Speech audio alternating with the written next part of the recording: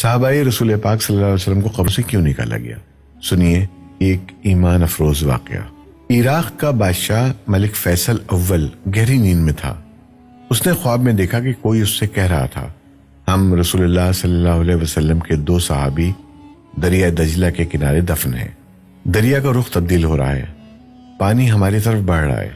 حذیفہ بن یمان رضی اللہ تعالیٰ عنہ کی قبر مبارک میں پانی آ چکا ہے، جبکہ جابر بن عبداللہ رضی اللہ تعالیٰ عنہ کی قبر بھی نم ہونے لگی ہے۔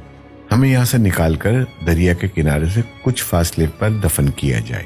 عراق کے بادشاہ نے یہ الفاظ خواب میں سنے، لیکن ان کی طرف کوئی توجہ نہ دی۔ دوسری رات پھر یہی الفاظ سنائی دیے، لیکن اس نے اب بھی توجہ نہ دی۔ تیسری رات یہ خواب عراق کے مفتی اعظم نور سعید پاشا کو دکھائی دیا۔ انہوں نے اسی وقت وزیر اعظم کو ساتھ لیا اور بادشاہ کی خدمت میں پہنچ گئے۔ جب انہوں نے بادشاہ سے اپنا خواب بیان کیا تو بادشاہ چونکا اور بولا، یہ خواب تو میں بھی 2 بار دیکھ چکا ہوں۔ اب انہوں نے مشورہ کیا۔ آخر بادشاہ نے مفتی اعظم سے کہا، پہلے آپ قبروں کو کھولنے کا فتویٰ دیں تاکہ میں اس خواب کے مطابق عمل کروں گا۔ مفتی اعظم نے اسی وقت قبروں کو کھولنے اور ان میں سے لاشوں کو نکال کر دوسری جگہ دفن کرنے کا فتویٰ جاری کر دیا۔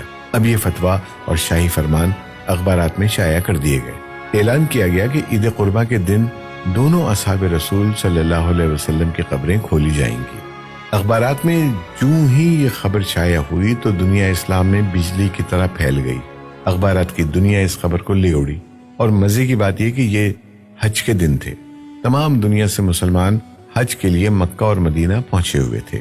انہوں نے درخواست کی کہ قبریں حج کے چند روز بعد کھولی جائیں تاکہ وہ سب بھی اس پروگرام میں شرکت کر سکیں۔ اسی طرح حجاز، مصر، شام، لبنان، فلسطین، ترکی، ایران، بلغاریہ، روس، ہندوستان وغیرہ ملکوں سے شاہ عراق کے نام سے بے شمار تار پہنچے کہ ہم بھی اس موقع پر شرکت کرنا چاہتے ہیں، مہربانی فرما کر مقررہ تاریخ چند روز آگے بڑھا دی جائے۔ چنانچہ دنیا بھر کے مسلمانوں کی خواہش پر دوسرا فرمان یہ جاری کیا گیا کہ اب یہ کام حج کے 10 دن بعد کیا جائے گا۔ آخر کار وہ دن بھی آ گیا جب قبروں کو کھولنا تھا۔ دنیا بھر سے مسلمان وہاں جمع ہو چکے تھے۔ پیر کے دن دوپہر 12 بجے لاکھوں انسانوں کی موجودگی میں قبروں کو کھولا گیا۔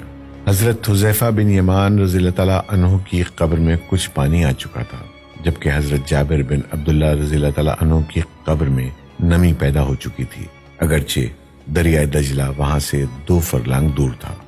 تمام ممالک کے سفیروں، عراقی حکومت کے تمام ارکان اور شاہ فیصل کی موجودگی میں پہلے حضرت حذیفہ بن یمان رضی اللہ تعالیٰ عنہ کی نعش مبارک کو کرین کے ذریعے زمین سے اس طرح اوپر اٹھایا گیا کہ ان کی نعش کرین پر رکھے گئے اسٹریچر پر خود بخود آ گئی۔ اب کرین سے اسٹریچر کو الگ کر کے شاہ فیصل، مفتی اعظم، وزیر جمہوریہ ترکی اور شہزادہ فاروق ولی عہد مصر نے اسٹریچر کو اپنے کندھوں پر اٹھایا اور نہایت احترام کے ساتھ ایک شیشے کے تابوت میں رکھ دیا۔ پھر اسی طرح حضرت جابر بن عبداللہ رضی اللہ تعالیٰ عنہ کی نعش کو نکالا گیا۔ دونوں نعشوں کے کفن بالکل محفوظ تھے، یہاں تک کہ داڑھی مبارک کے بال بھی صحیح سلامت تھے۔ نعشوں کو دیکھ کر قطعاً یہ احساس نہیں ہوتا تھا کہ وہ 1300 سال پہلے کی ہیں، بلکہ یوں گمان گزرتا تھا انہیں وفات پائے ابھی مشکل سے 2-3 گھنٹے ہوئے ہیں۔ سب سے عجیب بات یہ ہے کہ دونوں کی آنکھیں کھلی ہوئی تھیں، ان میں اس قدر تیز چمک تھی کہ دیکھنے والے ان آنکھوں میں آنکھیں ڈال کر دیکھ نہ سکے۔ بڑے بڑے ڈاکٹر یہ منظر دیکھ کر دنگ رہ گئے۔ سچ ہے، محمد صلی اللہ علیہ وسلم کے غلاموں کا کفن میلا نہیں ہوتا۔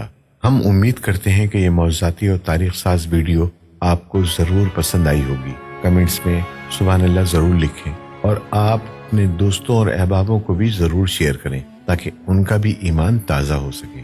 جزاک اللہ خیر۔